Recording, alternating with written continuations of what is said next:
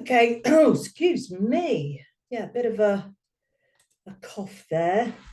We're a couple of minutes, well, we're 1 minute early now, according to me. And I'll be honest, today, I don't expect anyone to turn up because I have confused the system like I do.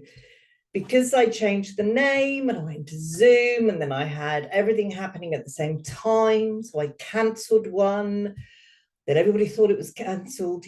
Yeah, boring, boring, boring. However, I will get it sorted. We'll get back into the rhythm, and this to a degree is a part of the October challenge that I put out there about how do you get bums on seats, how do you get people to turn up to events. So part of my challenge during October is not only getting people to this weekly speakeasy thing, but also getting them to the Christmas Jingle Biz Survival Guide. It's a podcast with interviews with great business owners about surviving over the Christmas period through all sorts of challenges that we face, whether we're over busy or not busy at all, whether we're trying to juggle family and business, whether we're trying to get supply, all sorts of things. So look out for that. It'll be over one day, drip fed to you. It really is going to be one of those days. So we're hit 9 o'clock. Today is all about the audience. And this is a really underthought thing from anyone who stands up and speaks. They don't think about who their audience is, why they're there, what they've come for. We get so wrapped up in our own nerves and what we want to say, and making sure that we don't forget and getting it all out there. People don't stop and think about, actually, does this audience want what I'm going to say? Will it receive this information the way I'm going to deliver it? And will it make any sense at all? And it's really, really important that, because your goal, your job, is to inform that audience in the way that they will be able to receive it, understand it, and do something about it. So we're going to go over today about why it is so important that you understand your audience and how you find out about your audience. So let me do some screen sharing. Bear with me while I find the right thing. Okay, screen share. Here we go. There we go. Okay, let's go to present mode. And here we are. So let us make sure that I am sorry about that. I need to be at the beginning. I can only apologize. So any of you that think that you have to be perfect in what you do, trust me, you don't, hopefully, because, you know, some days it just flows without thinking, and other days trying to get that technology right and get everything in place is really difficult. And yeah, today is obviously one of those days. So the art of knowing your audience. Think about if you were going to have a party. Okay, you're going to have a party and you're going to invite people. Otherwise, it's not a party. You need to know who those people are you're inviting, don't you? Are they friends of yours? Do you like them? Do they like the sort of parties you give? Is it a dinner party? Is it a disco type party? Is it a free-for-all? Is it a family party? Is it... When you have a party, you think about those things when you sit down to think about who you're going to invite. When you stand up and speak somewhere, the audience that you're speaking to, you may not have invited them to that party, but somebody has. And somebody has invited them to the party for a particular reason or a theme or whatever it may be. And your job is to understand who they are so that you can deliver and give them the information you have in the best way possible for them. Not you, for them. Okay. So if you have quite a complicated, actually, I'm going to tell you a little story.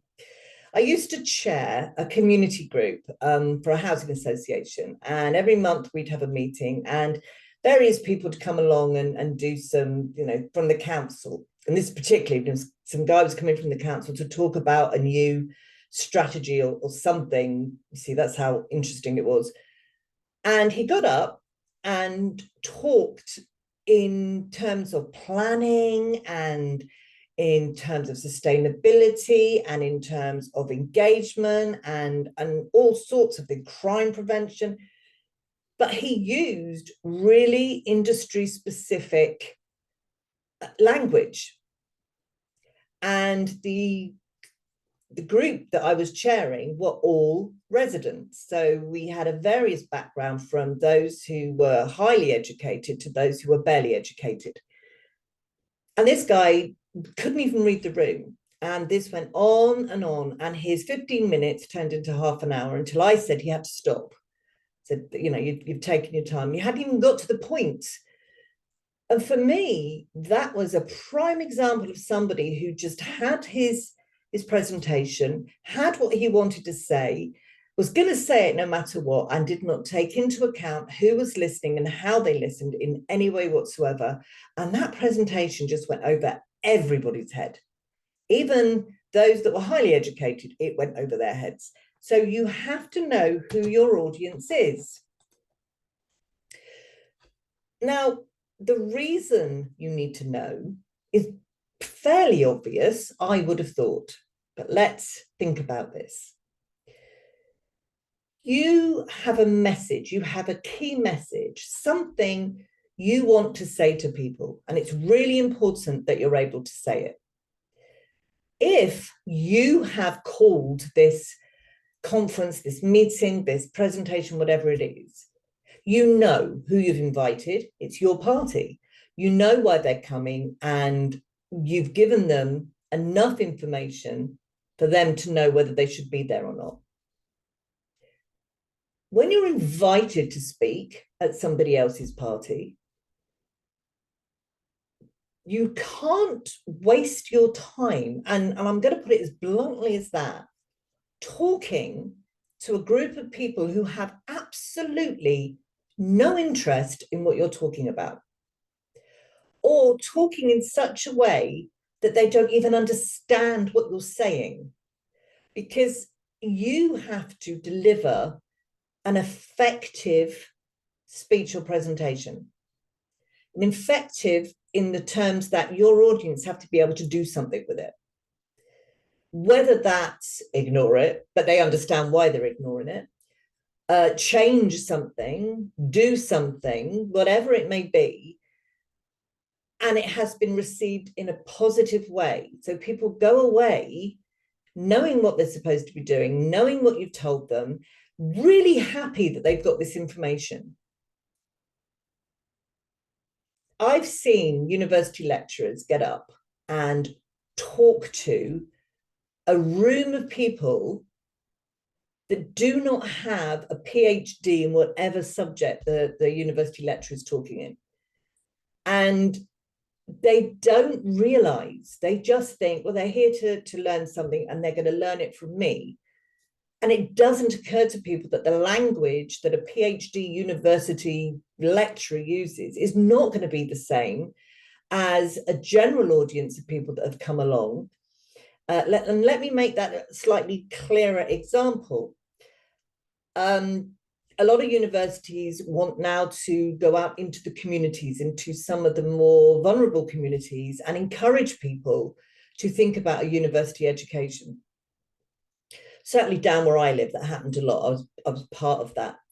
And university lecturers would go and talk about particular subjects that these residents could enroll in. But the residents never did, because the residents just were either terrified by this language barrier that was going on, or made to feel stupid because they didn't understand what was going on. And the universities got frustrated because they couldn't hit their targets and their goals that they had to get more people from vulnerable communities into university education. And all because the communication had completely broken down. And that's all it was. All the university professors had to do was simplify their language and make it a lot easier for people to understand. You know, it's quite easy to say to a group of people that you know have come from vulnerable backgrounds or are involved in that sort of area, to say to them that actually, you know, university education is not a barrier to anybody to better their lives if they want it, and that there were courses that could be taken before they even got to degree level, that they could do this slowly, that they would have all the support they need, and that, you know, it was a good thing. And that's all it would have taken. So think about those messages you want to give to people about your subject, your message. And are the people in that audience receptive to it to begin with? And will they understand it? Because if not, you are wasting everybody's time. And what you do not want is an audience to walk out going, didn't understand a word of that. I was so bored. I was playing Angry Birds or whatever else, Candy Crush, because they've all got their phones with them. They don't have to listen to you anymore. So it's your job to ensure that they want to listen to you. Because at the end of the day, that's what you want. You've got information they need. But it's your job to make sure they get it, not their job to translate what you're trying to say. So by understanding who your audience is, you're able then to introduce them to the topic. You're able then to gauge the way you deliver your presentation. You'll understand what their expectations are. You'll understand their needs. You'll understand them in terms of their life. And I come back to going to university and juggling 3 kids. Not easy. But having all that information means that you can tailor your presentation, your speech, whatever it may be, to that audience, which then ensures that it's a win-win and not a lose-lose. You get what you want, which is to impart the information, and the audience get what they want, which is to understand the information and then do something about it. And I can't emphasize how important that is. Now, I'm not saying you ever change your key message. You don't. You never change your key message. What you do is just be more flexible with the delivery of it. So if I'm going to go and talk to a group of people, and I do this quite often, and I've done presentation with kids from the Prince's Trust, I've done presentations in vulnerable communities. I'm not going to stand there and talk about your key message and you know how you have to stand up tall and do all that, because that audience is nowhere near ready to hear that message. What I have to talk to them about is confidence and clarity and being their own selves. And I often talk to younger people about, you know, if you have something to say, say it. And I remember vividly one young girl I was working with at a Prince's Trust thing we did, because they had to do presentations at the end of their 14-week, whatever it was, course or program. And she just kept saying, I hated it, I hated it, I hated every minute of it. And I said, that's fine, tell them you hated it, but tell them why. And so I helped her develop her presentation, which had a lot of poo emojis in it, but I said to her, you know, if you have a reason you hated it, tell them. And she got confused. Oh, I can't do that. I said, they will let you. This is your presentation and your feeling, and you know your audience. And actually, you know, she got a resounding applause for having the confidence to stand up and say to people she had not enjoyed the process. She hadn't felt included. She hadn't felt this. And her presentation, yes, it had poo emojis, but it said exactly how she felt. And for me, that's how you alter the delivery, because you understand your audience. And again, it's about tailoring that key message to your target audience. So many people, we talk about the ideal client, and so many people say to me, but I can work with anybody. We know you can speak to everybody, but that's not really productive. So I always say that you will have different messages for different audiences. And if you could be flexible enough to tailor your message to those different audiences, then you are reaching everybody, but one step at a time.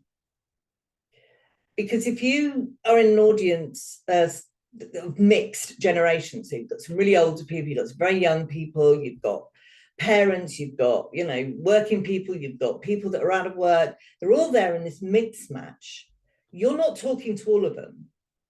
Because if you talk in the way that the younger generation want, the older generation won't get it, and vice versa. If you talk to parents about having time and the luxury of whatever, they're not listening because they're already thinking, you know, I've only got the babysitter for another 10 minutes. So you have to pick the audience you're going to speak to. I hope you get that bit. You have to tailor it to the audience you want to speak to and who will get you. You cannot talk to everybody all the time. So how do you get to know your audience? Well, the first simple thing is, if it's your event, make sure you've planned it and you know what sort of audience you want there. That's not to say that other people won't come, but if you're marketing to a particular audience because of the theme of your event, perfect.